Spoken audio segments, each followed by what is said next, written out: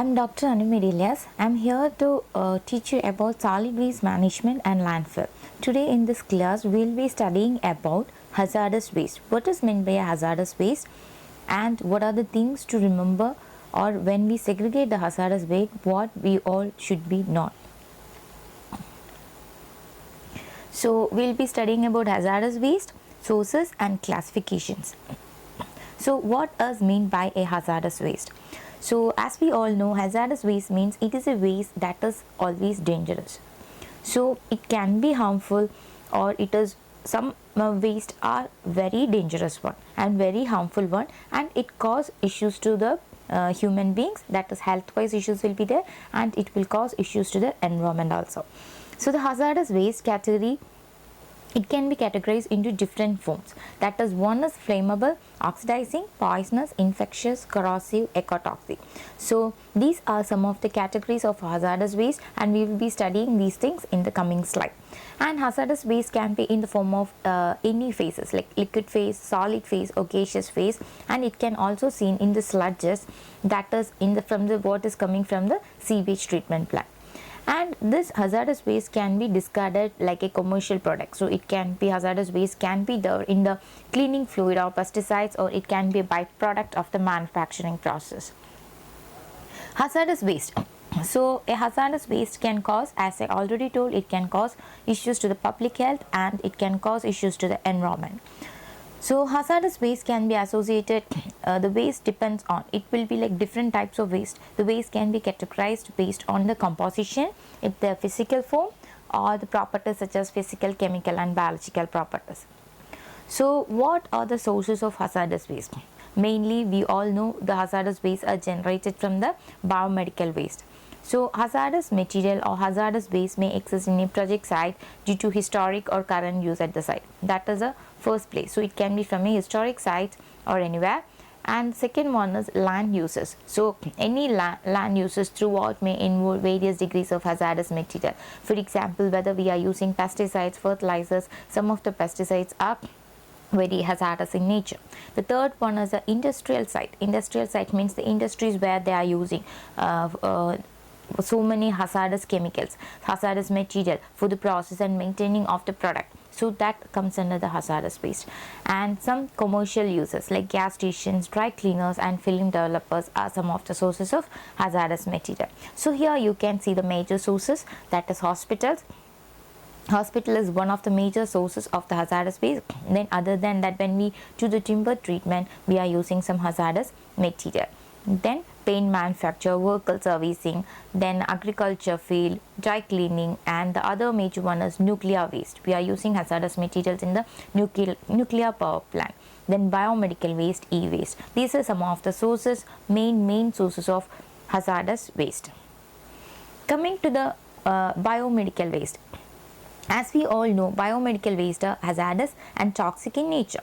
So biomedical waste, it can be of infectious one, it can be of radioactive one. So some of the examples of biomedical waste are sharps, that is the needles what we are using to do the blood test, knife or other chemicals, pharmaceutical medicines that are hazardous in nature. And other than that, the x-rays, the radioactive things that we are using in the biomedical areas are hazardous in nature.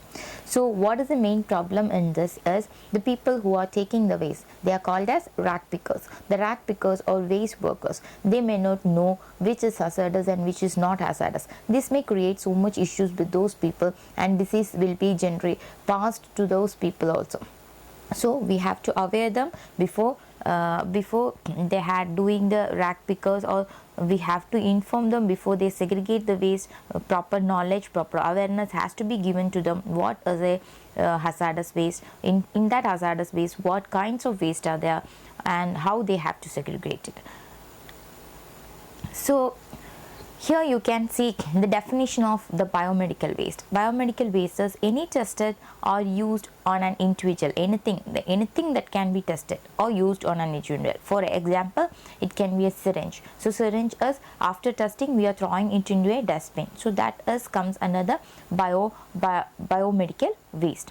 So the waste that is generated from the healthcare facility, or it can be from the research facility. So in the research facility we are using many types of chemicals, so that some of the chemicals comes under the hazardous waste, and in some laboratories we are using very dangerous chemicals and e-waste are generated, that also comes under the hazardous waste. So in the hazardous healthcare waste, 85% of the hazardous waste is non-infectious, whereas in 10% is infectious and 5% is hazardous.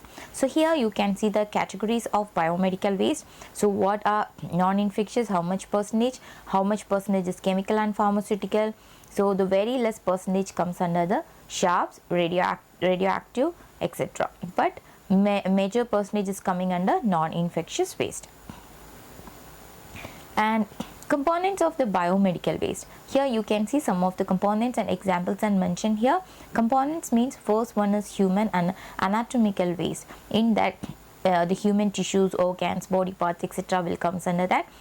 In the animal waste, you can see that in the research lab, wherever we are using animals for the research purpose, that comes under the animal waste. Also the animal waste generated from the veterinary hospitals comes under that. Third one is microbiology and biotechnology waste.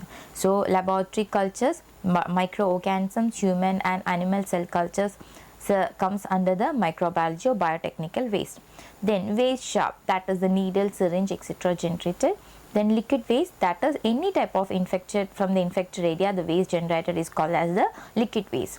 So continuing with the components, you can see soil waste. Soil waste means what are the dressing items we are using, the bandages, plasters, etc. comes under the soil waste.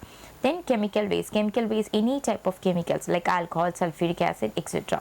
Discarded medicals and cytotoxic drugs. So in that there will be x-rays, cancer, chemotherapy. So after that so many waste will be discarded. So those comes under that. Then radioactive components is radioactive waste generated, after the x-rays and all, what are the radioactive waste generated. Then finally the incineration ash. So here you can see some of the biomedical waste, pharmaceutical, sharp waste and blood banks, etc. you can see here.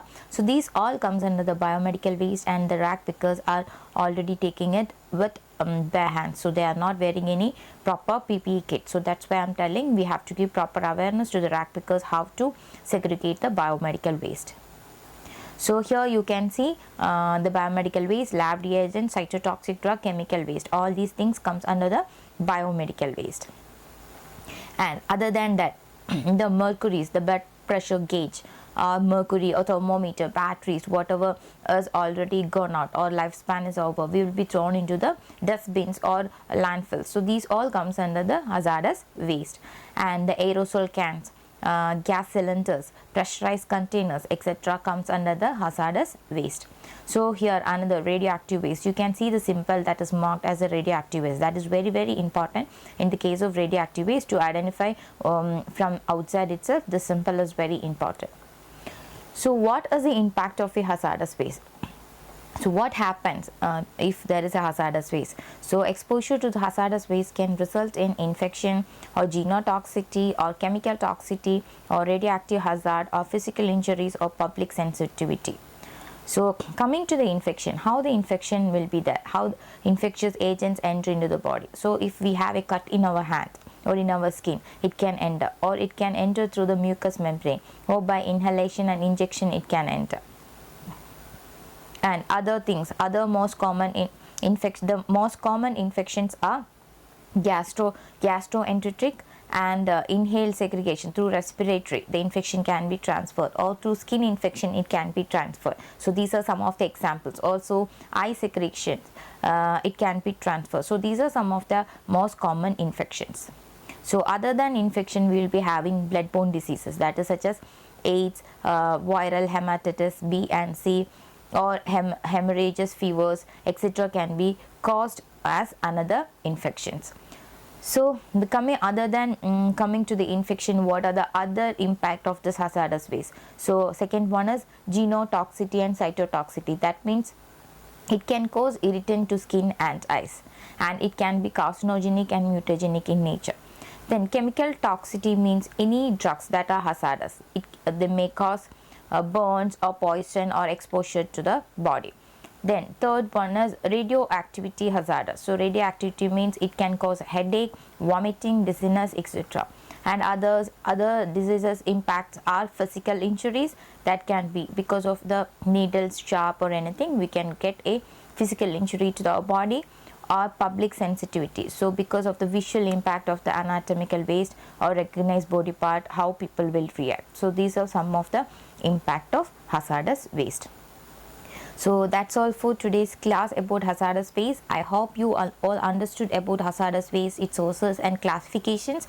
In the next class, we will be studying about how this hazardous waste are categorized based on the World Health Organization. So how the classification will be coming as per WHO. So that will be clearly studied in the next class. Thank you everyone.